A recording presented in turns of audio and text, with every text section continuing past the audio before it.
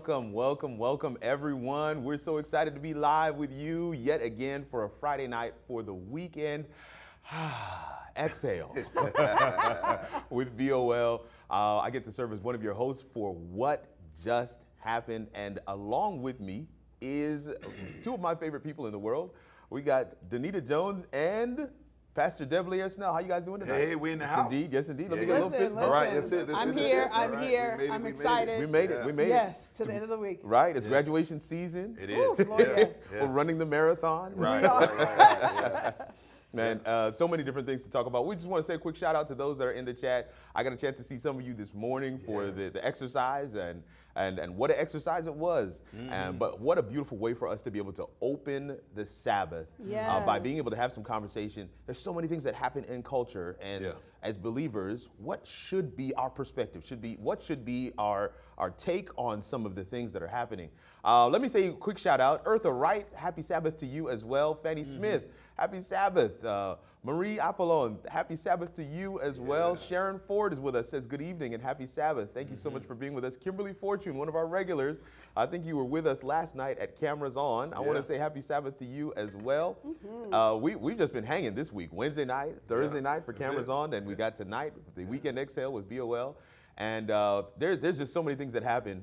You know, worship, as I mentioned this morning, takes on so many different forms. Right. Yes. And the way we've been going through this excuseless series, worship has taken on the form of exercise. Yes. And worship takes on the form of diet and cooking. And worship can take on, of course, the form of the devotional. Yes. But then, you know, sometimes there can be this discrepancy between the counterfeit and the authentic things that happen in worship. Oh, I see where you're driving. I see where the car is going. This is a very subtle, well-crafted intro. It is. Into what we're getting Like, where are we going? Every now and again, you know, you see some things happen in worship and you're like, ooh, they must have had a serious week. But then other times you wonder, like, that maybe not that line, right? And one such thing did happen. In fact, we want to bring that up on screen real quick. Somebody that I follow every now and again, just some of his social media posts, but Pastor Keon, he had an experience recently, since we met last, right? He had an experience where there was a lady who was being exuberant, very vocal, and she was literally right underneath a choir mic. In a moment where he, as pastor, was trying to really dial in with the audience, trying to make sure that a certain atmosphere was set, making sure that the Spirit had space and room to move, and then there was this outcry, if you will. And so my question to you, and you can begin to chime in the chat, can we determine some outbursts as distractions or some as Spirit-led? So I'm posing it to you guys. That's unfair. That's unfair. This is. So here's what's funny. We're lobbing it up. I will say that this is an interesting subject for me as a worship manager. Okay. Because that's one of the things I do for people that don't know, because you don't see me out in front, is that I'm the worship manager for Breath of Life and OUC, Oakwood University Church, and my job is to ensure that the flow of worship is happening. And so there's so many things there. And one thing that was interesting to me, because I dare not touch the subject of like whether it's authentic. What I will say though is that when the pastor started doing his talk show circuit, he made the comment, we've had this discussion before, we're polling in the office before, and immediately as a worship manager, I'm just like, so then why was she under a microphone? Because if we know that maybe this is an issue, this is the worship manager. This is a totally different perspective. Right, this is like, if I know or we have a conversation or we know that this person is constantly doing this, when we set the choir up, immediately into my headset, I'm just like, make sure Sister So-and-so is not under a mic, because it was right there. I can't determine on whether it's authentic or not, but I know that if this is something that is an ongoing issue, or if I get wind of the fact that it's being addressed, or we know that there has a tendency to be an interruption, then I'm going to say, hey, let's put her in the middle, let's put her to the side. What I'm not going to do is amplify the sound. Whether it's authentic or not. You know who your exuberant people are, right? You know who your shouters are. When we're coordinating that service, we know who's going to sing longer and who isn't. We know what choir is going to bring the reprise and who isn't. So you have to know what you get and then adjust accordingly. I think that's such a well-crafted response. Right. Yeah. It's definitely, it's not a perspective that I would have come up with on my own, but you do add a component to it that was not shared earlier, and that is a component of he has been kind of giving the backstory and explaining a little bit about the long, I guess the track record of and this he person. said it's been years. It's not like a couple of weekends. He used the comment like 4 or 5 years, and I'm like, that's a long time for that to be this to be a continuing, according to him, this ongoing issue. If nothing else, let's move her on the other side. That's right. Doc, we need you to chime in. We want to hear what you say. You're so funny because I'm Pastors trying now. to figure out how much I can say without indicting anybody in particular. But I do think that, so like for instance, all right, so, one of the things that happens, so let's go back to Lucifer. This is true. Okay. Right? All right. Lucifer is the covering Cherub, right. Essentially kind of the praise team leader of sorts. I mean, in some ways, in terms of his gifts that were assigned to him. And so one of the things that can happen is even in a space of worship where he is as close to God as anything that is created. Wow. You know what I'm saying? Yet you can have something in your heart that brings contamination. You know what I'm saying? Yeah. To this space and this environment. However, you know what I'm saying? At the end of the day, it's hard for us to know, right? Yeah. So I think that what we have to do, as opposed to trying to parse through and say, all right, that shot was authentic, this one was not. Right. You know, that lifting of the hands was legit, that one was not. I think at the end of the day, we have to stay out of that space, right? Because we don't really know. But I do think that the things that we can look at objectively, right, are the things that bring order or the things that bring disorder. Distraction, or actually literally kind of create such a spectacle that people's attention are drawn away from the word, away from meditation, away from that which is central, and the focus becomes that. Yeah. Because at the end of the day, I ain't gonna, like, whether it's a singer, whether it is just a person that sits on the front pew, whether it's an elder, like honestly, there are times where I think if we're honest, we can see where self takes center stage. Yes. You know what I'm saying? Whether it's a person that go, you could just tell they are loving the sound of their voice in a microphone. You know what I'm saying? Or whether people are just really kind of, and so we all have to guard against it, right? This is so good. So like there's a text I do want to kind of throw out. So Paul in 1 Corinthians 14 kind of talks about, so the primary issue is the speaking in tongues in church, right? But there's this thing where he says, listen, how is it then, brethren, when you come together, everyone has a song, and another one has a doctrine, and a tongue, and a revelation, and has an interpretation. But let all things be done unto edifying. 1 Corinthians 14. And so I think at the end of the day, I think we have to kind of make sure that there is a standard where, like, everything that takes place, it needs to edify. When something edified, it means, all right, the worship motions or activities, like at the end of the day, they blend into this harmonious, and it's not all scripted, but at the end of the day, it glorifies God. It works together. And it brings, a sense of being blessed, near to God, like clarity to those who participate.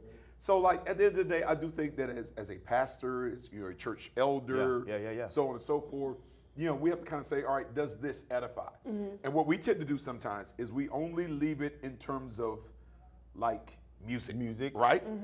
But there are times where I sit in maybe a Sabbath school, or maybe you go to church on Sunday, a Sunday school lesson, and the way that lesson is being taught, I'm just like, this does not edify. You know what I'm saying? There are times where there are a number of things that can kind of take on that form. And like, this is not edifying. We have lost focus. And I do think that we have to, without trying to kind of script completely, because there are times, you know this, and you do a good job of this, where like, okay, a choir sings, and really it's time for them to move. But like there's time where there's just a wave you can, of God's you glory. feel that, yes, absolutely. You want to linger. Right. Yeah. And you just sense people are still not responding to the choir, but like they are rejoicing in the goodness of God. Yes. And that you have to be able to have a sensitivity to where the Spirit is moving to say, okay, because there are times I'm like, okay, I could just come out and say, all right, it's my time to preach now. Yeah. You know what I'm saying? But I'm like, no, I have to sense where God is moving in that moment and then kind of move aside even my agenda, my ego, so that, again, the body of Christ is edified in the service. So you just touched on a point that brings it back full circle. Because I love the way you shaped it. Yeah. And it tees it up because there are two conversations out there. Right. And one is very much squarely in somebody said it in the comment section as well. You know, if she has a track record of doing this, if this person has a track record of doing this, then it's highly likely that this outburst could have been. But we're not going to litigate that. Right. Right. The other conversation that's out there is, isn't pastors' response equally as distracting in the worshiping? Like right there in that moment, his response to her has become the headline. Right. If he had left it, I don't even know if anybody would have heard of it. You see what I'm saying? So now his response to this outburst has made the outburst go viral. And that's actually what people are remembering. And so you have two incidents in one moment, if you will, that really serve as, for some, a distraction from what could have been happening, what the Spirit could have been doing in that moment. So you almost have this tension of, okay, yes, we don't know exactly what she was trying to do, or if it was authentic. Sure. But then you have to now wrestle with what is the response. Because I think Danita accurately hit the nail on the head. If these were conversations, there could have been some things done behind the scenes to ensure that this doesn't happen again. But I also want to touch on something else that you said, which is something I know because like my parents were musicians and directors, so I spent a lot of my time just going to different churches and seeing different emotions and how people praise God. And one of the things I always noticed, even as a little kid, is that I grew up with this idea that the Holy Spirit doesn't interrupt. Like it's not like an abrupt interruption. You know, it's not one of those things that everybody's going to be like, ooh, what was that? Like the churches that I went to, like you said, it happened at the same time. It was harmonious. And even if you didn't call yourself a shouter or a hand clapper or a hand raiser, you knew that feeling, and you were, that everybody was in that at the same time. Very rarely was I in a situation where you were just like, "Ooh, my goodness, what is that?" That had a tendency, and again, no indictment. You never can tell. But it's almost, there's like even you said, when we have these choirs singing, there is a spirit and a feeling where I will get on the headset and be like, Hold off for a second, y'all. Let this ride. Yeah. I've seen, I've been worship manager, I think we're hitting 12 years. 12 years, And even, when Pastor Snell will get up and he'll stand at the microphone and the audience or the congregation is still going. Yeah. And it's not settling and he'll say, I feel like you all still have that, I know at least 3 or 4 people still believe in God, and the place will go off again. Yeah. But it's a feeling that you have, and so but that, I'm churchy. Yeah, that's right. I'm a churchy person. So but I do think though part of it is and I think we're not really used to it, because like church, in many ways, it's a volunteer space, right? Ooh, yeah. And because of that, there's this feeling like, okay,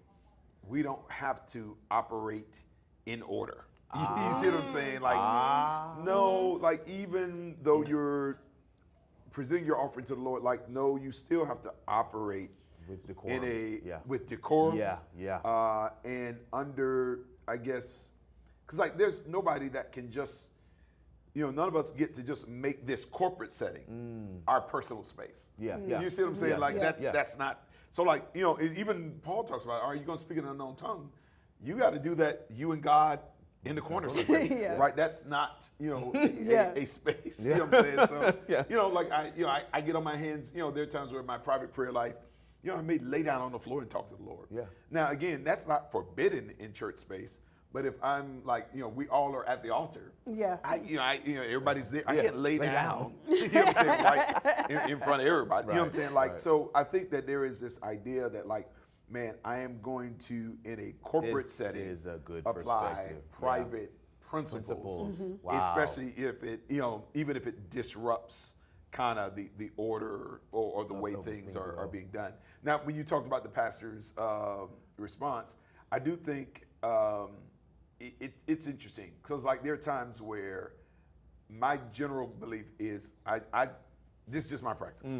I try to do all my rebuke behind closed doors. Yeah. So as to avoid the spectacle, you know what I'm saying, that public rebuke tends to create. Yeah. Sometimes some people it's just fun gossip, you know what I'm saying? For some it's just like they want to see it, they want to see the person's reaction, and it kind of, and I think he's already done that. Yeah. But again, if you're not then responding to private counsel, private admonitions, then this privilege that we're allowing you to serve in a certain way. Yeah.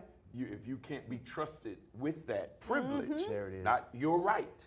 It's not Privilege. a birthright to sing in the choir, be on a praise team. It's a That's privilege. good. And a part of that privilege is making sure that your good is never evil spoken of. Yeah. And if you can't abide in that way, then we have to assign somebody else that has the maturity to handle that. Yeah. Handle that space. That's- I that's love what's that. up. Yeah. I love Yeah. that. That's it. That's good. Yeah. I said I'm looking at some just for checking to make sure we haven't missed any comments. Yeah. Say I see several of you chiming in, saying Happy Sabbath, and the next the segue or the tour that he went on after this thing that went You on. are doing your good work tonight, friend. You were doing your good segue tonight. But the tour that he went on wasn't necessarily an apology. No. It was kind of More of an an explanation. explanation, Yeah. more of a clarification, more of Yeah. a, hey, this is, just give you fuller context. Yeah. And some may ask, can there really be an apology without accountability? Uh-huh. And there is a... He is on fire tonight. He is on fire tonight. I see you. That's a valid question. I Yeah. think it's a valid question. Yeah. Can there be apology without accountability? Now, this week, I want to say this week. Am I correct on that? Or was it late last week? It was late last week, Late early last this week. week. Well, the video. Yeah. No, late the last apology. week. The apology was this week. Yeah. This week, there was an apology in the news, in the headlines. In fact, we touched on this story kind of, sort of, in our last What Just Happened. But there was an apology in the news.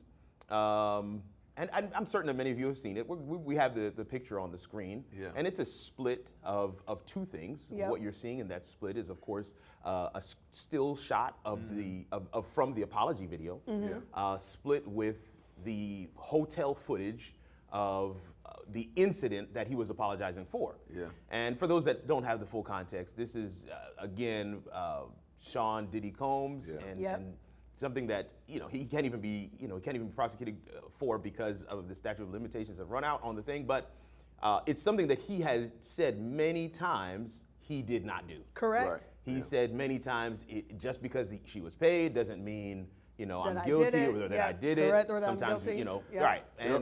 And then this video comes out, and the apology that was shared, I don't even know if we can even term it as an apology. And again, we're not necessarily litigating that story per se. We're saying, what is an apology without accountability? If a person doesn't own up to what was done or they did or their piece of said thing, is it then really an apology?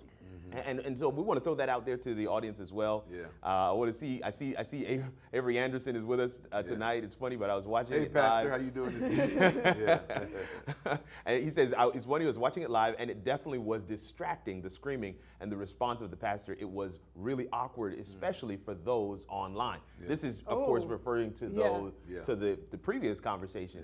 So he saw it in context he saw because it, a lot of us were seeing like the 20-second clip. 20-second clip, and the fact that it went viral. Yeah. So, and anytime you see a clip from church in the shade room, you was like, oh, what happened here? What happened? But thank you for that context. Yeah, so it wasn't an incident, it was actions. Call a thing a thing. All right, okay, listen. Folks are, again, I'm not litigating the thing. Yeah. I'm saying generally to all of us, if you found yourself in a scenario where you basically got caught red-handed, what good is an apology if you are not going to be accountable to what was done? Okay. So listen, so the last live that we did, I made a comment about how they were asking a bunch of women. I think I used alleyway, but essentially it was the woods. Like if a woman was alone in the woods, who would she rather be alone in the woods with? A strange man or a bear? And the women were choosing the bear. Yeah. This is why the women choose the bear. Mercy. This is why we choose the bear. Because if we go back to when some of this started surfacing, and the young woman was telling people, he's violent, he's abusive, you know, I'm afraid for my life. And then it started coming out, and people were attacking her because he was just like, that didn't happen, you know, this assassination of my character, you know, these were coming out in like, you know, these Instagram statements and all of this stuff. So people were asking, you know, well, what did she do? Or clearly she's lying, or she's doing this for the money. This video comes out, and it literally justifies, even though they can't do anything about it now because you mentioned the statute of limitations, it justifies everything that she was talking about. And I was, you know, talking to a few people, and I think we were even talking about it earlier, it probably would have been better for him not to say anything. But he comes out with this apology, and he talks about how, you know, he was in a different place, and now, you know, he didn't know how to deal with this, and he's looking to make a better person himself, not acknowledging the fact that he called this woman a whole liar before, and was saying that she was in it for the money, and the whole, none of that was acknowledged. And the most disheartening thing for me is that people are still defending, like, you know, well, you don't, you know, you everybody, what's a phrase they love, you know, only God can judge, and this, that, and the other. But at the end of the day, my question is what you said. How do we accept an apology, or how we even entertain an apology if the individual is not willing to say, I lied. This video surfaced, and it proved that I was a liar. And I'm sorry that I lied, and I recognize that I'm a terrible person, and I need to turn myself in, you know, because sometimes an apology, you know, what good is it if you're not going to actually pay for what it is that you've done? What is done, So, I mean, I ain't gonna lie, there's just so many tiers and layers to it. But I think one of the things that comes to mind, though, like when you look at this situation, especially when you're talking about those who didn't believe or accused or so on and so forth, is Jeremiah 17:9, where the Bible says that the heart is deceitful above all things. Mercy. And it asks the question, who can know it? And I think, though, there's a larger idea where it's just kind of like, I think what we are learning in real time is that you don't know anybody. So, like, I think this idea that this is beyond the realm of possibility for this person or that person to do, that is folly to hold that as an idea. Because the truth is, like, I mean, honestly, because the reason Jeremiah says it is like, you don't even know what you're capable of under the right circumstance with the right variables, the right confluences of things that kind of collide at the same time. You just absolutely do not know. But I do think that there is, so this is the challenge, right? So as this stuff comes, like, so I think the problem is we either choose to believe or to discredit. And honestly, I think sometimes we have to take a wait and see posture. Oh, that's good. Like, I mean, it's foolish for you to come out and say, "Oh no, there's no way he couldn't have." You see what I'm saying? And then it comes out, and now you got a victim shame. You know, what did she do? You know, why? You know, what did she call? You know what I'm saying? That's because now that's because you took a position. You took a position. And see, one of the things about kind of when you burn a bridge going across it, you can't then walk back across. You see what I'm saying? That's what we do sometimes with our reactions. And so I think one is just like, you can't put anything past anybody, yourself included. And then I think number two is just really get to a place where, like, okay, I need to kind of hold off before I apply judgment to a thing until I have all the information, or even some of the information. That's so good. That's so good. But back to the apology. Which is I knew what we're talking about. But I love this because I'm going to come back to that as well. is, so like, I don't even think, like you said, that was not an apology. No. It really wasn't. I thought it was a grasp for sympathy. Yeah. In many ways. Okay. And again, I'm not trying to judge, but I'm just really executing or listening to what was said. Yeah. There was not an accountability. There was not a direct, like, man, what's your young lady's name? Cassie. An apology for what happened. It was what happened on the tape. No, it's not. This is not a film. It's not a movie that was on. No, these were your actions. These were your actions. So I do think that. Now, having said that, it's kind of weird because some people say he's only apologizing because he got caught. But honestly, sometimes it requires, because humanity is hardened. Yeah. Sometimes circumstance has to buffet us in order for us to really get to the place where we will take ownership or even Mm-hmm. acknowledge our faultiness or our flaws. Yeah. Like there are times where even with your kids. Oh, so good. Yeah.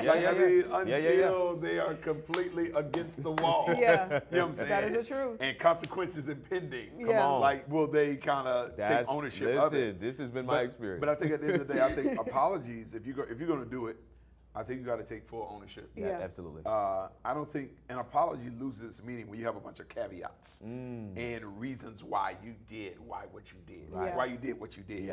And then I just think it's like, oh, if I have hurt you, or if I have offended you, no, we're having this conversation because I'm wounded and I'm offended. You see what I'm saying? So forth.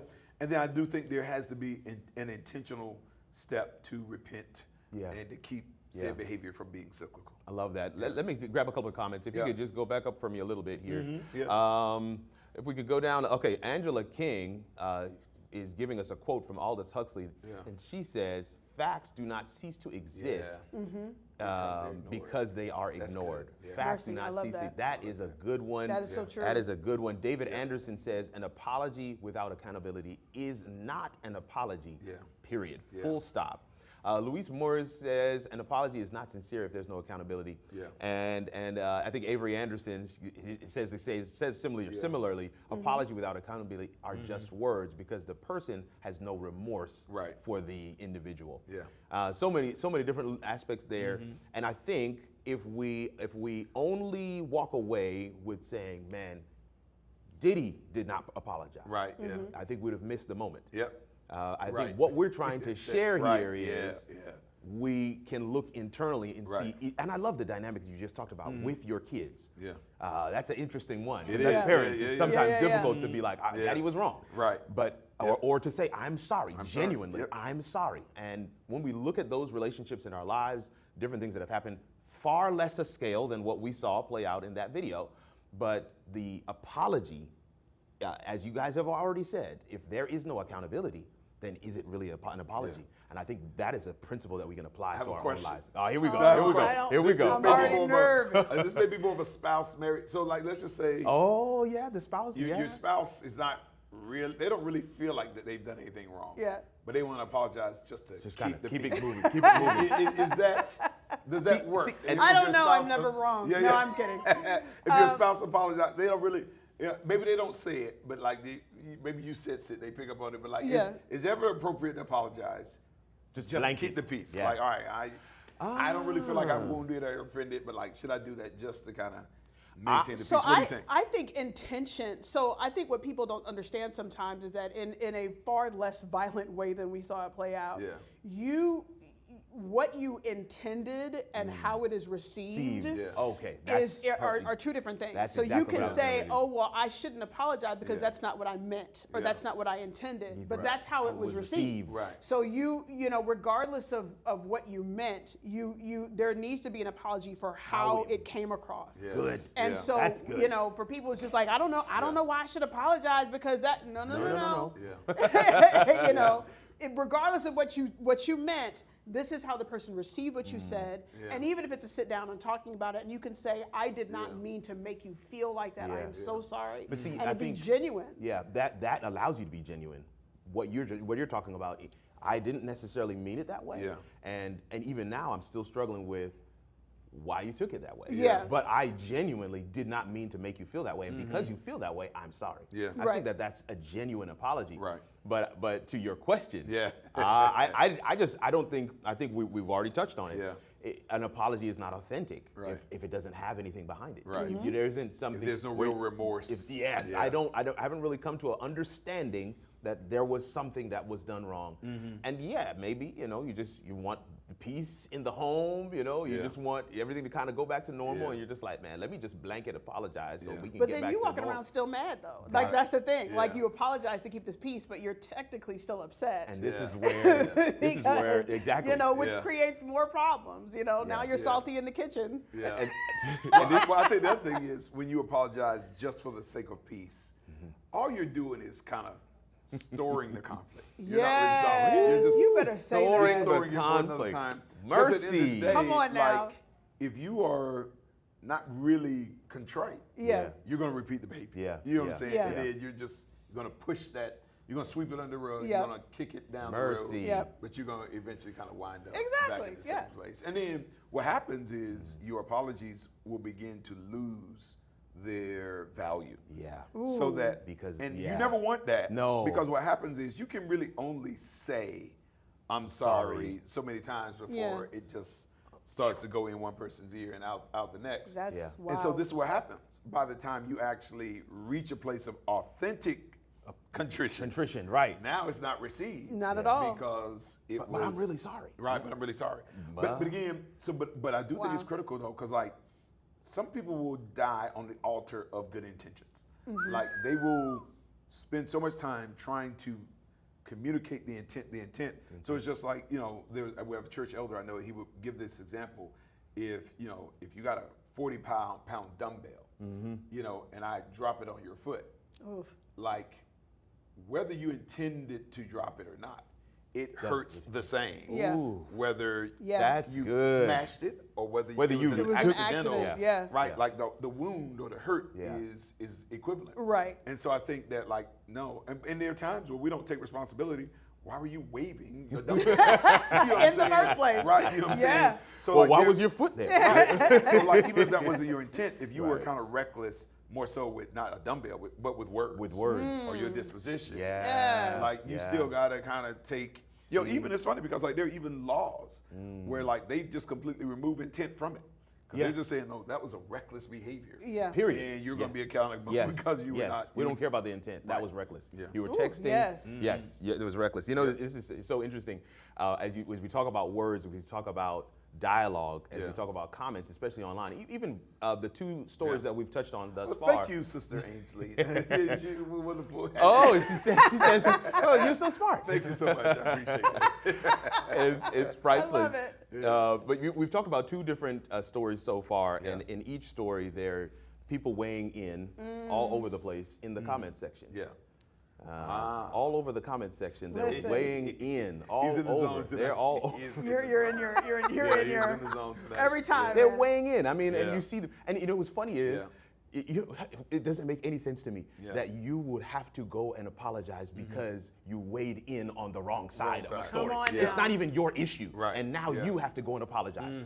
Yeah. And why did you have to do that? Yeah. Because you launched out too quickly. Yeah. To maybe you wanted the clicks, maybe you Yeah. wanted the likes, maybe you wanted Right. to be seen as being woke or whatever what it is, but you wanted to jump out there real quick Yeah. and get this thing out there, Get it out and there, it's yeah. in the comment section. One of the questions we want to ask about the comment section, or we want to pose this to you guys: read more, comment less. Read That's more, a challenge comment less. that we should give to everyone. But here's the question. Here's the question: is social media making us a nation of watchers, voyeurs, and not doers? Wow. Wow. Are we programmed to comment rather than post things for others to comment on? Right. Yeah. What are you doing that would? And this is the thing: when you're busy doing what you know God has called you to do, sometimes you don't actually have time to comment. You don't have time to, especially not on things that have zero to do with you. Yeah. But there is a robust comment section. is. There's never not comments. I mean, viral is basically many people seeing this thing, sharing this thing, commenting on this thing. Yeah. This is a water cooler conversation. But there are so many times, and Deneen and I, we talked about this as we're prepping for the show. There's so many times where let's not even say something that's drama filled. It's just instruction. Yeah. Something is posted from an instruction perspective. Listen. And in the comment section, you're seeing questions or misunderstandings about things that were clearly explained just in the instructions. Yeah. And this is what I mean when I say, should we just read more? Pause and read it again, pause and read it from a different perspective, get somebody else to read it before you comment. Because there's so many things that are being misunderstood, and just from a basic instruction perspective, but also from societal issues and norms that we see out there as well. Talk to me about what do you think about this one? So Anita's ready for this. I am. I'm going to use an old. I think we're far enough from the incident to be able to use this in the context of whatever. Okay. So at a former church, Pastor Snell did Surge. Yeah. Oh, You remember? Yeah. Surge Yes. was this incredible, I guess, It's an just evangelistic series Yeah. where we also had church on Sundays. Also. Also, and the intent was for those people. You had medical professionals sometimes, or people that really just wanted to learn about the Word of God.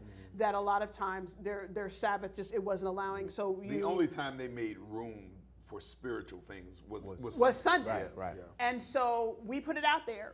Everybody understood it. That's how it was presented. It was advertised. And the comment section was so egregious. Wow. I remember one Sabbath, Pastor Snell had to get up in church and tell the members of the church, stop engaging. Because the viciousness without people actively knowing what was behind it. Later on, when it was a successful campaign, people were getting baptized into the faith because we were making room for them. That's essentially what it was. We were making room for you. The thing I find interesting about this, I think I've shared this with you before, maybe not you, but I grew up at a church where there was Sunday night prayer meeting. Every week. There was worship on Sunday night every week. Very similarly in the purpose, because just as you said, that for some people's normal rhythm, they only make space for spiritual things on Sunday. We wanted to give them access. We still worship on Saturday, but there was a worship experience that we made available to people on Sundays, and I just found it to be interesting. I think one of the wildest things was the fact that there was this whole thing in comment sections just like, Snell is switching the church to they're worshiping on Sunday now. And there was no Sabbath service according to the comment section. Mercy. The issue is that the members were starting to engage to defend. And it was getting so out of hand. I mean, we were losing all structure, manners, words. There may have been some choice words involved. And it was because, again, there was no comprehension. Nobody actually read the flyer. Nobody asked any questions. It was an immediate, this is what this church is doing. This is what's happening. And so I used to think it was bad then, but I remember even being a member then and disengaging. I was like, you know what, I'm a not engage. And that actually taught me to actually just kind of watch. I feel like it's worse now because like you said, it's instructions or whether it's the stories that we were talking about, people are reading to respond.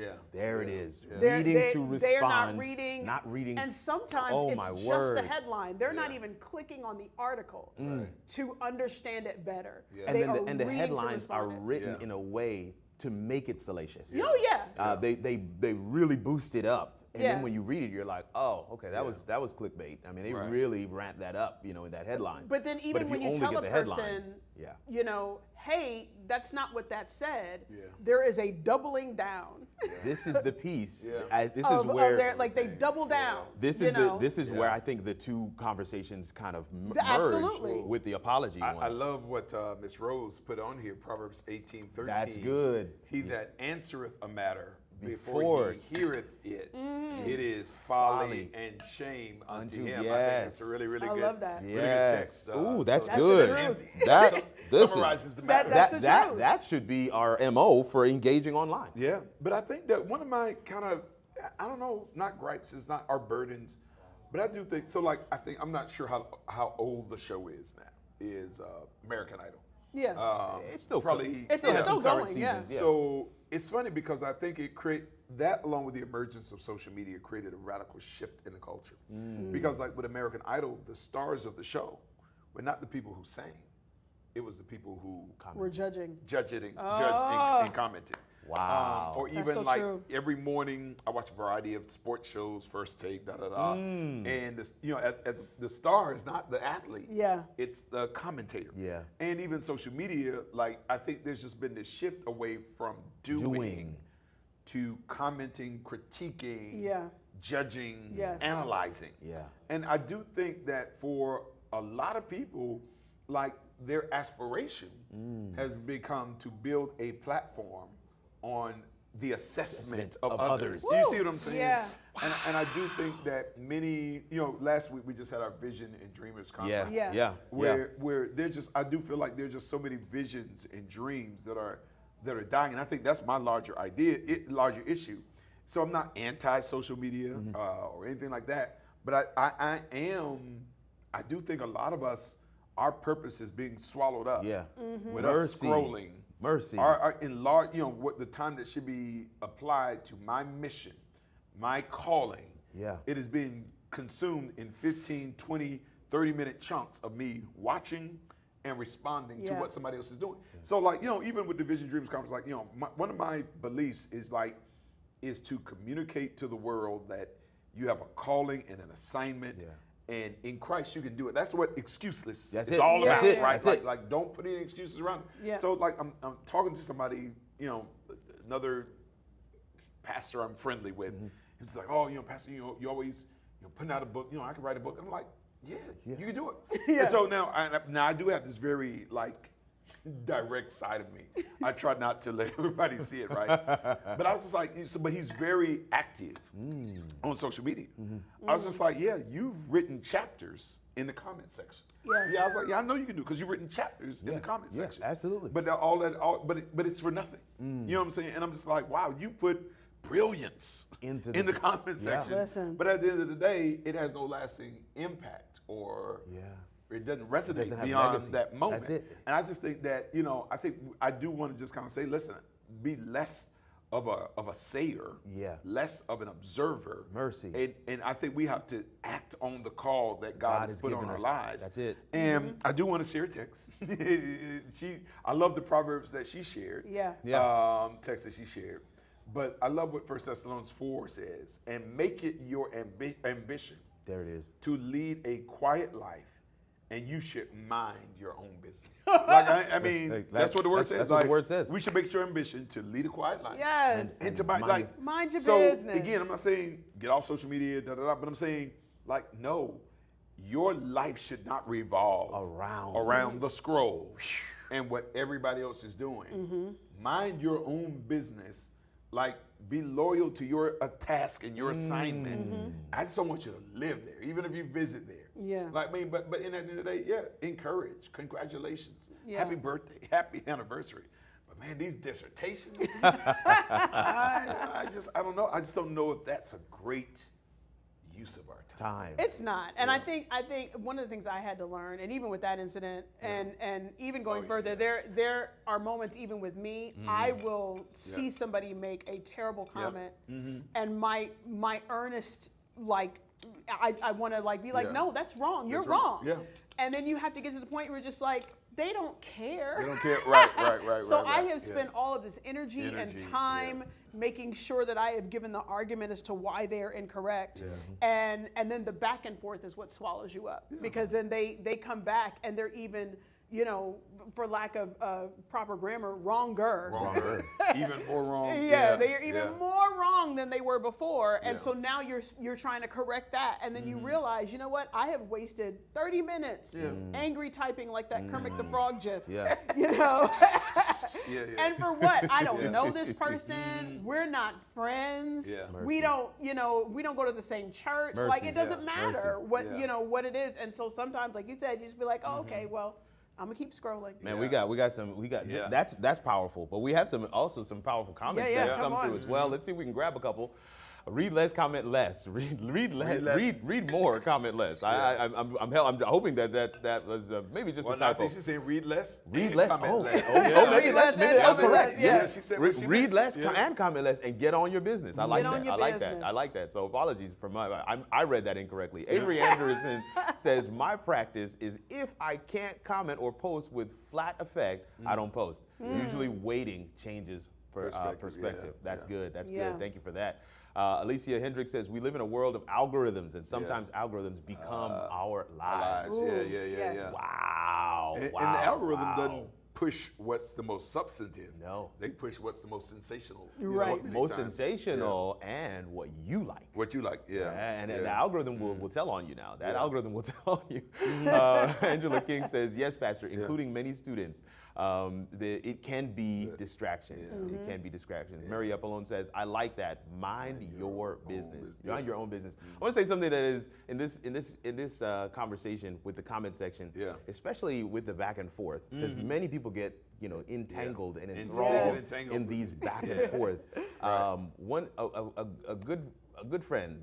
We went through a missionary class as we were preparing to go into the mission field. My family and I at Andrews University, and one of the things they shared with us is that what your primary way of winning souls is how you were won. Yeah.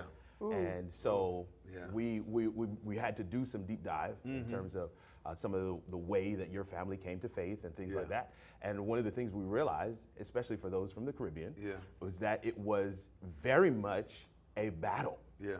It was an argument where it was like, well, I had this truth, and they had this truth, and I had this truth, and they had this truth, and after a while, I didn't have any more truth. Right. And so I just decided, let me join them because they had more truth than me. Right. Yeah. And it was this back and forth.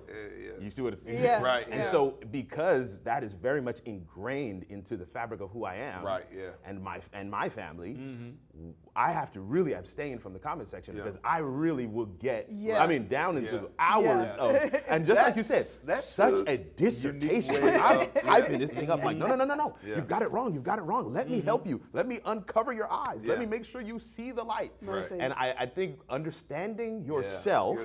Understanding what you bring to the table, understanding your natural bent and proclivities will help you to understand, okay, maybe I can't engage here. Maybe I just, I actually have, people are shocked whenever I say this. As a content creator, as a person who posts on social media very regularly, I have the notifications turned off on all of them. Facebook, LinkedIn, YouTube, Twitter. I don't have any of them turned on because I have times in the day where I'm going to engage and I don't want to engage on any other times. And I feel like these are the things you have to do when you know God has called you to do something.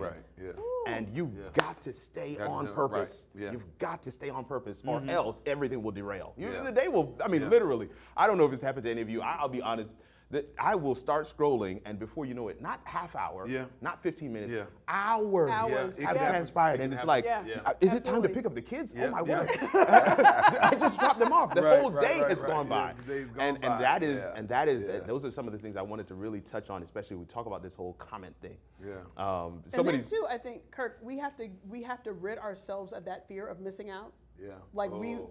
That was one to be in this constant fear of like, well, if I'm not on there or I don't say anything or I don't have my notifications on, I won't know when blank happens. And I've had to start really kind of like become self-aware, like, well, if it does happen, like, what is it? What are you gaining from it? What am I gaining from it? If this argument is on social media or somebody's commenting on, like, what are you gaining from it? I want to say something real quick. Brandon is a frequent flyer with us in the comment section. Brandon comes very regularly and shares these very, it'll pull your attention away from what's happening. And so we're just going to leave Brandon to the moderators, and we're going to go back to the conversation. Yes. We're going to leave Brandon to the moderators because his Cash App or PayPal is coming next. So we're going to leave Brandon to the moderators, and we're going to go back to the conversation. That works. Yeah, absolutely, absolutely. So I didn't mean to cut you off. That fear of missing out, I think, is what happens to a lot of people. And because people water cooler a lot of these conversations, they are attached to the whole social media thing. Oh my word. And so that's kind of like, what do you gain from it at the end of the day? But I think the other thing is just kind of how we are processing information as well. So so I think the point you talked about was like, we got to get back to a space where we actually read articles, books, Yes.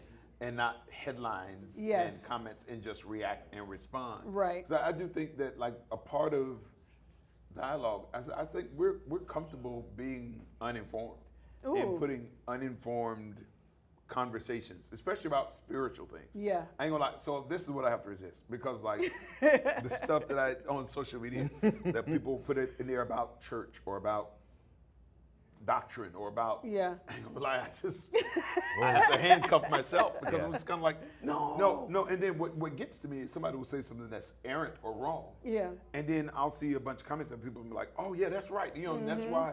And I'm just like, no, you can't. You know, so I do think that there is.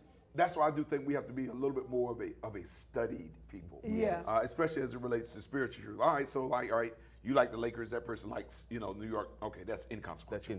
You prefer this show versus that show. I'm not really in arms about that. Right. But it's just when it comes down to how we're how we're consuming spiritual truth. Yes. Like, we will actually form our belief just on where the comment section is leaning. Yeah. And I'm devastated. You know what I'm saying? Because I'm kind of like, because most people believe da-da-da, and so now I believe. Yeah. You know what I'm saying? But like, at the end of the day, crowds get it wrong all the time. Yeah. You know what I'm saying? Like, so you cannot allow the trend of the conversation to help you come to spiritual conclusions about whether or not you should or shouldn't come to church.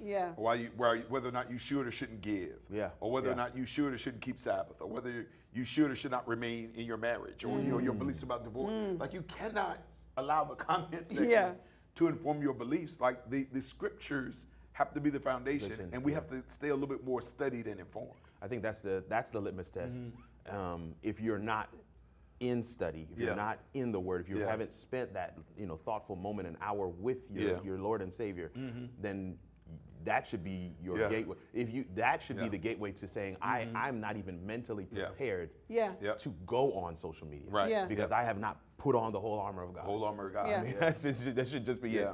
Absolutely. What I say here is, even as you look at the comment section, the social media has become the place where all the headlines are. Right? I mean, so one person was telling me last week, it's like, I can't even watch the news. It's just depressing. You've got wars. You've got pestilence. You've got tornadoes. You've got all these things. And as you see the headline, then you see the comments. But one of the tensions that I think the believer, especially us as Adventists, live in is how do we not get numb? How do we? He's on fire there. I needed like the transitions are the ones. Like you're winning awards tonight with your segues, sir. But how do we not get numb? And we want to put that question on screen real quick, but because these are realities. You have all these things happening on a very frequent basis. We saw the typhoon. We saw all these different things that are happening out there, and how do we not get numb? So we want to move to the next one. Sorry about that, producer. We just want to go to the next one. How do we not get numb to what we see, to what we're experiencing, and not allow it to negatively affect us and the way we engage with the world, the way we see the world? So I think, and so just for those who are who are trying to figure it out. So there are a lot of things that are, like, I don't think that there's a day you can turn on the news and not think to yourself, man, we must be in the end of time. Right, exactly. So like even this week, when you look at maybe the trial of Donald Trump, like this is happening. There are just these series of tornadoes that have like gone through the Midwest and have just destroying life and property and life. I think that when you look at the wars, and whether it's in Ukraine or in Israel and Gaza and kind of what's happening there, I think that I think what we wrestle with is how much prophetic urgency do we operate with. And so like there's some of us who've been hearing that Jesus is about to come. Our whole lives. Our entire lives, right? And so some of the signs that people point to presently are some of the same signs they were saying 20, 30 years ago. And it's like, how do I maintain like that awareness prophetically? But you're saying these are the same things. So like one of the things that comes to mind in terms of, because what we have to avoid doing is, everybody remember the old nursery story of the boy who cried wolf? Yes. right? Like he just cried wolf so urgently, and people would come, and then he was just joking, and then they would come, and he was just joking, and then once the wolf actually showed up, nobody responded to his cries. Correct. And I do think that we have to be able, to recognize the things that are happening in the world, but then put them in their right context. Yeah. So like in Matthew 24, so the disciples, they actually asked Jesus, they was like, yo, what is, the evidence of your coming, the sign of the end of the age? And so Jesus gives this litany of things, right? In Matthew 24, he says there's going to be wars, rumors of war, earthquakes in diverse places, pestilence. And he says all these things are the beginning of sorrows, but a more accurate interpretation of that verse, it is the beginning of contractions. Wow. Or birth pains. Yeah. Like that's actually what he says. Like that's what the disciples hear. Like these are just the beginning of the contractions. And so like essentially kind of he uses, as we measure the last days of entertainment, he uses the metaphor of human childbirth. Yeah. And of course you've lived this. The way you know the baby is about to be delivered is when the contractions get closer together. Mercy, yes. And they get more powerful. Yes, right. Yeah. Correct. So like, so there's some contractions that happen on Braxton Hicks. Sometimes 5-6 months. Way before, right? Yeah. That doesn't mean the baby's coming. Right. But it's saying baby's growing. Yeah. You see what I'm saying? So correct. So I think what we tend to do sometimes is we've got to have prophetic awareness, but we got to make sure that we've got to apply the urgency, when it is time. Right. So, give me for example, right? So, like, there have been these things that have happened in the last 20 years where, like, some have said, this is it. Like, this is, like, no, he is right at the door. Right. And then life keeps continuing, right? Yes. Well, they were actually contractions. Yeah. But we were like, no, the delivery is here. So, like, for me, if you're at least a certain age, you remember Y2K? Yes. Yeah. Man, like, and all the joint wound up being was a couple clocks were off, and like Y2K is gonna be the thing. Yes, Lord. Or, shortly after that, 2001, September 11th. Yeah. You know what I'm saying? The destruction of the Twin Towers. And, yeah. We all thought it was gonna happen. The law and the Patriot Act. Yeah. All those things. Yep. You see what I'm saying? And like this was, or for some it was the election of Obama, and then for others it was Donald Trump. Yeah. And then it was some, that 2012. That just random year in the middle. Yeah. Right, It's like, And then, or even 2020. You had the pandemic and the unrest. And it was just a tension in the world. And then guess what? Life it keeps on going, right?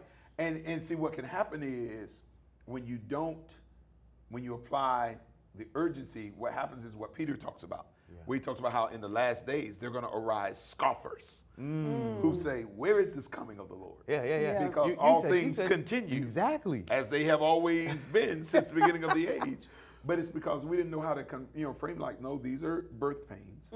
Like they're not insignificant. They shouldn't be ignored. But yet you got to make sure that you kind of measure them accurately. Yeah. Or else you'll be sitting up in the ER 5 months pregnant, not realizing that there's still a lot more that has to take place. What I love that that scenario is used, but even more so with the whole Braxton Hicks, because a lot of times what will happen is that you did, because I had them, and you will. I've only heard of them. They listen, and depending on the size of that kid, they can be awful. What's interesting though about that is that. You may go in thinking, oh, it's time for the baby to come. But knowing that if the baby came at that moment, the body would not be ready. So contractions actually prepare the body to be ready. The reason why a woman is having contractions is because there are certain things that are happening in the body to prepare for the coming of the child. And so if if it doesn't go long enough or it doesn't happen often enough, you essentially get into an emergency situation where everybody's in trouble. And so what I love the fact is that when you go to the hospital and you're having Braxton Hicks, they'll tell you it's not time yet. You're not ready. Nothing has moved in such a way. The baby has not even gotten into position. Because if it came now, everybody would be in trouble. And so, I'd like to think that maybe the crisis is like, no. Because the body's not ready. Not ready. That's a good word. Lord, that's a good word. Lord, my goodness. That's it. Yeah. I see you in the chat. Onisha Hall says, come on, sis, preach that. Dr. Roby says, say that, storyteller. Come on. But man, jump back into this. Yeah, please, the one thing I just want to say, though, like, at the end of the day, we are people that are preparing for the coming of the Lord. We are. Mm-hmm. But you know what kind of readiness looks like? It is just a dogged pursuit of Jesus Christ that is completely detached from what is happening in the outer world. You see what I'm saying? That's it. Because like one of the things, even one of my favorite authors, Ellen White, she talks about how we should not use kind of last day events as like the catalyst, you know what I'm saying, for our walk with God. Yeah. Because it's kind of rooted in a fearfulness that is not sustainable. So it's just kind of like this. You had to grow up, your parents assign you chores to do, right? Yes. And you're supposed to get them done. Long come before, back, right? Yes. But no, and so I remember it was so stupid, right? I don't know why so we did you're this. sitting up there, you're goofing off, you're playing video games, watching TV. Yep. But you got like one ear trying to wait to see if the car is car door closed, or you're looking out the window. Da, da, da. So it's not even good fun. Right, you can't even enjoy it. You can't even enjoy it because it's stressful. Oh my word. But like, no, just do your assignment. Yes. Do your task. Yeah. Be ready. Be ready. And then guess what? You ain't got to be looking out the window. Listen. You know what I'm saying? You ain't got to be trying to listen for the car door to shut. You know what I'm saying? Like, That garage door opens. Be about serving God. Yeah. Like, be about the work that He's called us to do to make people aware that there's a Jesus who saves and Jesus who's coming again. Absolutely. Like, if I just make Him my pursuit, then those things just reinforce. They just okay, all right, I'm recognizing where we are. I'm saying where, but I'm not sky watching. Yeah. You see what I'm saying? Ooh, yes. No, I'm just dialed in. I'm doing what God has called me to do. I think there's such wisdom in what's being shared here, and several of you have said in the chat as well. You take news in sparingly, in certain doses, so that you do not become numb to the things that are happening around us on a day-to-day basis. David says he tries to avoid the numbness by looking at the news occasionally. And That's right. That's right. That's Mm-hmm. right. That is one way of doing it. But I love what you've shared. Staying on purpose, in purpose, will allow for you to be consumed. I mean, it will consume your attention, it will consume your energy, your effort. And so you will hear the things, and you need to be aware of them. Just as you said, we are a people who are waiting for the second advent of Christ. So that is not something that is secondary. But we should not be looking so much that we are not doing what God has called us to do, so that others may be able to receive Him in peace. And I think that is absolutely something that's critical. I mean, Jesus told us, no man knows the day or the hour. That He told us. He told us. Like, I mean, you can stop, trying to predict. And give a projection. There is no prophetic thing that tells us when it's going to be. We have to live it in readiness. Absolutely. As the old folks say, keep your lamp trimmed and burning. Trimmed and burning, Bertha says, for me, for these times, I need to be able to turn on BOL and OUC to help me be less anxious. Welcome, Thank you all for your ministry. Thank you so much, Bertha, for that comment. We truly appreciate that. One of the headlines recently that really caught my attention wasn't necessarily the story about Roger Fortson, and his tragic demise. It was actually a clip from Pastor Jamal Bryant, who was doing the eulogy at his funeral, and he said at the crescendo of his message, "We are not all right." And there's that tension that we live in as well. So yes, we don't just look at the news and allow it to just kind of completely put us into this gloom and doom, into this state of depression. But there is a reality that there are imbalances and injustices that are happening in society on a very regular basis, and you almost you read those things in the Bible where people would say, "How long, O Lord?" And you feel that way as well. And so, how do we deal with that tension as well? Yeah. You know, that this is one of the rallying cries we've heard. Yes, we're still here, meaning we're still dealing with this same thing. Yeah. And no, we're not okay. Yeah.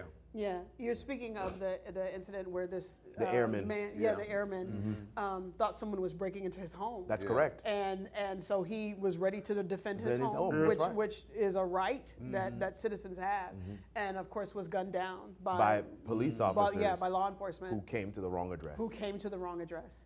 And this is actually not the first time we've heard this. Of that, There are names that we can associate with this very thing that happened even within the last 10, 15 years. And it's just this constant, song, it happens, everybody kind of shrugs their shoulders and say, yeah, our bad, and that's kind of like the end of it. And it does get very exhausting and tiring, especially as a black person living in America. There is a different way that we view these headlines. And because it seems to happen to us a little bit more acutely. of course, it's directly. a frequent, and more so too because we have parents. I know with my father, who I remember he was telling me a story about seeing Jackie Robinson play, and he grew up in the North, and so he was having this great conversation with me, and in the middle of the conversation he said, and every time Jackie Robinson would go to bat, the black section would get up and cheer, and I was like, Whoa. What? What do you mean? You lived like in New York. Like, what do you mean the black section? And so we have living people that experienced racism, that experienced segregation. They are still walking around and lucid and in careers and stuff. This is not something that's like hundreds of years ago. And so it is very disheartening to see a headline like this and feel like there's no change. Like where is it? And that would be, my question, even a black person as a black woman, like where is the moment where somebody says, you know what, this is happening too frequently to these people. How do we go about how, we're not okay. We are still here, we're not okay. And we touched on this earlier, but you have a graduate. I have two two graduates in your home, one from 8th grade, one from high school. Absolutely. You've got a graduate in your homes from 8th grade. I have a graduate in my home from 8th grade. With 3 boys, 1 girl. These are young adults coming into their own, and this is the world that they live in. Live in. So you talk about your dad sharing those stories with you, and I'm literally thinking about the fact that we're having to provide context for these stories for our children who are not children anymore. And in the eyes of some, they deem them adults. And so you have this tension. This is a very real space that many are in and dealing with. And one of the things I love as you read through the Psalms, especially how David interacts with his Lord and Savior, he's very raw. He gives him everything. I mean, there are some Psalms I'm like, David, you are really going to the nth degree. I mean, there's one prayer, and one of them, he's praying on his enemies, and I'm like, man, God is not doing any of that. You just getting it off your chest. But I share that to say, I feel there is a tension for the Christian to believe I should not have these emotions. I should not have these feelings. I should be okay. And I want somebody to recognize that it is okay to not be okay, and to give it to God. Give it to God. Let God into those spaces as well, because I feel that those moments that David had were very cathartic for him as well. Those were therapeutic. That was David being on God's couch, like, okay, God, this is where I'm at today. And God's like, man, okay, all right, let me take my notes. And absolutely. But I don't want us to disconnect the injustice that we see and the reality that we know our families and our kids and our loved ones are growing in as they leave the home in the morning, as they go to school, Lord help us, to school. And you wonder to yourself as you see these headlines coming with increased frequency. What does this mean? You think about it, I mean, the name of the sister I was looking up, but I forget, she was in Louisville, Kentucky. I think she was like a medical professional. They were serving a warrant. And yes, they were. Yes, correct. Shot up Breonna Taylor. Breonna Taylor. And I think about there was a young African brother in Dallas. I think. That one was the most devastating. We're not more though, but it was bad. So you're just at home. Eating ice cream. I mean, and it's just, that's a crushing weight. And see, the thing about grief, is like there is this collective grief, and it's almost like gravity. It's you don't even feel it. You know what I'm saying? Because it's just weighing on all of us. Right, right. I think there are certain incidents where that just kind of trigger it and kind of push it to the surface, but it's there all the time. Yeah. Right.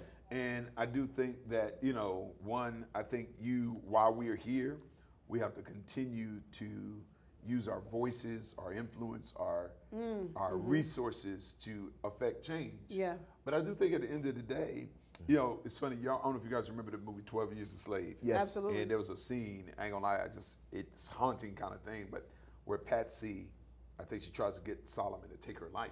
He's just like, no, Solomon, you can't get up, Patsy. How you gonna do that? She's just like, she was just so weighed down. She's just like, there just ain't no help for me down here. Right. Ooh. You know what I'm saying? Yeah. And I think That at the end despair, of the day, right. Yeah.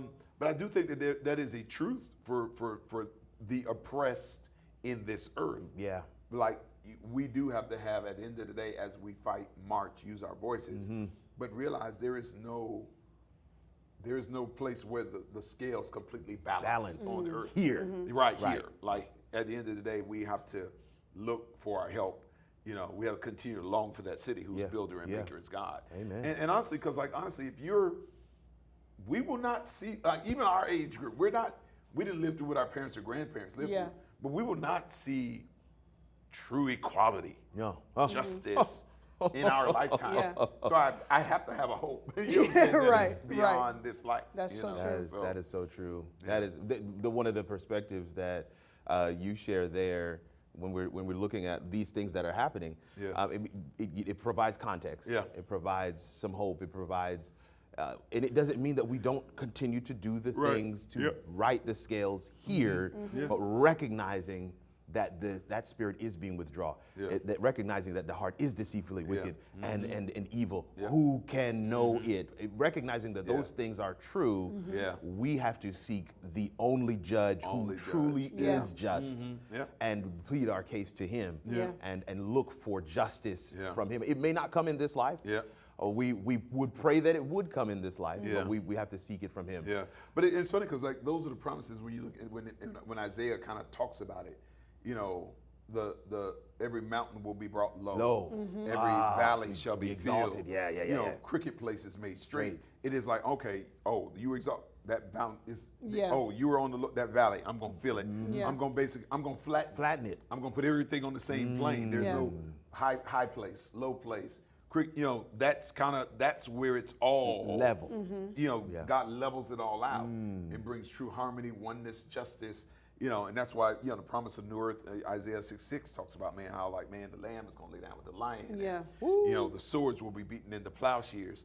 And that's why I think you have to maintain that eternal hope, because honestly, if you're living for it in this life, you'll give up. Absolutely. You'll kind of be like Patsy. Absolutely. I love though that, and I think that because I think sometimes there seems to be almost an imbalance of what to do. You have those Christians that are just like, well, there's nothing we can do, right, and we just have to look for the hope. And so that's why I love when you were just like, we can also speak up. We can still march. We can still look for the, you can do both. You can hope and still be active in wanting that change to happen. Yeah, that's good. Because even some of the liberties that we have now, it's still imperfect. But it's because generations before us spoke up. Yes. And they used their voice and they sacrificed and they marched and they spoke truth to power. So there are certain things that are still happening, but they're a lot less acceptable than they were, 40, 50, correct, 60 years ago. Yeah. So. Wow. Lot of excellent commentary. We just have one last thing we want to touch on. I know we're over our time, and I love to see your comments as well in the chat. Cordelia says, what would Jesus be doing were he living in our time? Interesting. I want to say this. I don't know, some of you may chime in on some of those comments and questions, but I want to say this. We've kind of touched on, several themes throughout our conversation tonight. But one recurring thing that has come up multiple times is the fact that, in our lives, we have graduates. Graduates, Yes. We all have graduates. Yeah. I have y'all beat though. We all, I know. She's the queen of graduation. This is true. You do have us beat. I do, yeah. 8th grade, literally on Wednesday, and then a high schooler on Thursday. Yeah. You definitely have a speaker. Yes. And one of the things that when you look at certain stories and headlines, you can be jaded in looking to the future for these young people. Yeah, absolutely. But that's in my opinion, that's a wrong conclusion to come to. But the question, somebody's asking, of course, what would Jesus be doing were he living in our time? The question I want to ask to the two of you is, after high school, what is the next step? What is the only next option college? And I know, as we get ready to, I'm going to throw this out to the comment section because this is our final question for the night. And I'm going to, of course, make sure you guys get a chance to touch it as well. But I do want to bring up a flyer because if you have a graduate in your home, we want to let you know about a special thing that Breath of Life is going to be doing here on July 7, 2024. It's called Decision Day. Decision Day for college freshmen, 2024 high school graduates, upcoming high school seniors, and parents. We want to make that clear. And parents. This is for the whole family. It needs to be a village gathering. Yes. Is college right for me? How do I choose a college? Should I change my major? Why an HBCU? How do I find my purpose? That last question, however, is huge. It's huge. And it will kind of help to determine some of the answers to the other question. But we want to make sure that we share this with you because we're not just we're going to touch on it a little bit now, but we are going to touch on it in depth during Decision Day, July 7th. So keep a lookout. Registration will open soon, but keep a lookout for that. That is something that we're going to be doing, and we're excited about that initiative. So now, so let me tell you something. I've been excited about that initiative since we found out that we were going to do it. Like you talked about this last year, and I've been so excited. So I'm the question, what's next? What are the options? So you're talking to a former college professor. Come on. A former high school teacher. Mercy. I also taught elementary school for a little while.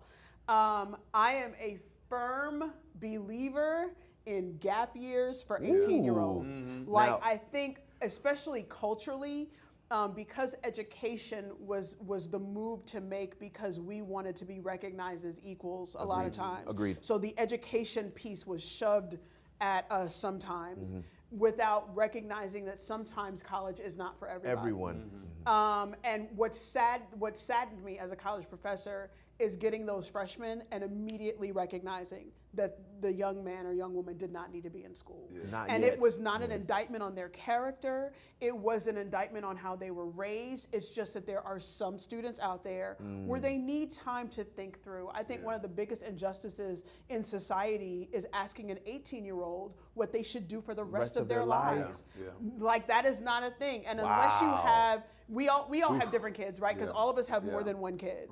And we know that with our children, you have, one kid where you're just like, that kid knows exactly what they're going to do. They've been talking about it since they were 5 years old, and they operate in that space. That's so true. There are those out there. There are those kids out there. There are exist. those other kids where you're just like, woo, when we get to that, when we get to that decision, we gon' have a conversation to see if it's necessary, and it's okay if they don't. And I think that our generation is still grappling with that. Yeah. And the reason why we grapple is because our definition of a gap year is different. Correct.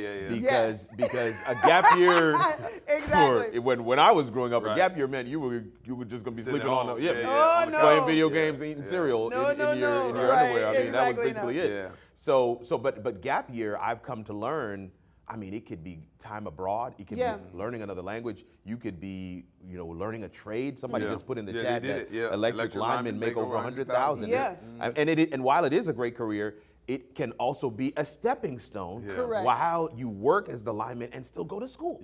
While you're understanding your purpose. I mean, I've got a cousin of mine who's getting ready to retire from a really successful career in the military, just a year or two younger than me. And he's, learning, how to do sheetrock and electrical because he wants to now start getting into real estate and owning some homes and doing some stuff like that. And he's realizing, man, this stuff is interesting. It's fascinating. It's there's so much technical aspects to it. These are smart people. It's one of the phrases he said was, my goodness, these are wildly smart people. And I think that was one of the things that caused us to really look at college as the only option because we thought man, if you didn't go that route, you really weren't. You were aiming too low. Yeah. But I want to free somebody to understand that, man. My dad was a carpenter, and I'm telling you, one of the smartest, wisest men I've ever experienced or known in my life. And how do I know that? Because I see him in the shop. I see that creative engine rolling on a regular basis, and it is there's not a less than there. Yeah. And I want somebody to be free to understand if your child excels in those things, that's maybe something to really pour into. Yeah. And then also to be clear, he's a almost 30-year business owner, a standard in the community, did very well for himself, is what I'm trying to really say. So we're not talking about somebody who lived check to check. So we look at these things and we have these stereotypes in our minds of what it means if they don't decide to go into college. Now, we're not saying that everybody should just skip college. What we're saying is take a thoughtful moment to really look into what exactly you should be doing next. Go ahead. But it's funny, and I see Miss Noel said when I went to Thailand, I met a lot of 18-year-olds from Europe taking a gap year, backpacking the world before they went to college.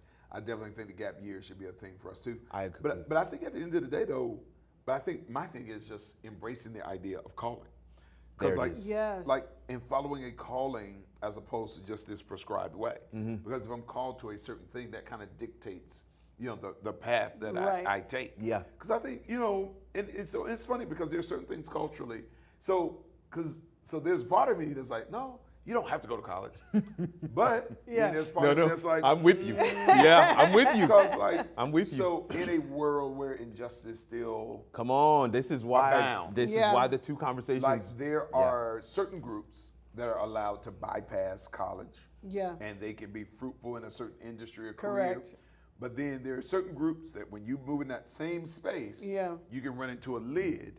And whereas college wasn't required before, and I've seen this with somebody who I love, they're in a particular field, doing very well. College was not a requirement. But once that brown face start moving up, they literally begin to shift the requirements in real time. Mercy. And said, okay, this is a now reality. it's a requirement. Is a reality. You see what I'm saying? Yeah. I think there is in sports there's an agent. His name is Rich Paul. He's LeBron James' agent. Yeah. And has been representing all these players and star athletes. And it's kind of what the NBA did to kind of put a lid on him was they turned around and said, now you've got to have a college degree in order to be an agent and represent people in our league, so on and so forth, whereas there was not a requirement for anybody. But once he showed up, there was this shift. So again, I think we have to contextualize it. But I think in a vacuum, I'm in harmony with you. But I think the larger idea is, and that's what I want us to do when we really look at this Decision Day program, is we want to really talk to kids about all the options. Right. And being able to look at your calling and look at your gifts. So, because I think a lot of times we struggle to know what our calling is. A lot of times look at your gifts. Look at your You know gifts. what I'm saying? That actually informs a lot. Yeah. But I do think we have to make that decision in the context of the world that we inherit. Correct. Not just the one we want. We want it to be. We can't look at it with too, rose-colored glasses. That's so good. Go ahead. And this was a thing that I wanted to really get parents to understand, because I think sometimes parents force their kids into college so that they themselves can tell other people what their kid is doing, right? Because if my kid is taking a gap year and they're still trying to figure it out, that's a weird conversation for some parents to have, where people are like, so what's so-and-so doing these days? Yeah. I can't explain it.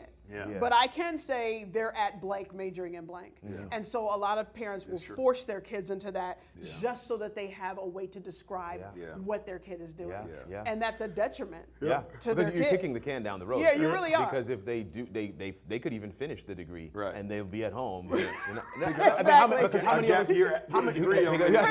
Because how many of us were there? Right? I mean, that is quite lit. I regularly get a chance to speak in some of these, business environments, and I often ask the question: how many of you are working in the degree, in the field of your degree?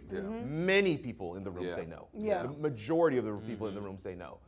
Even in my household, my wife and I both have degrees. We are not, neither of us, working in the area of our degree. Now we have one, and this is, to your point, we have one.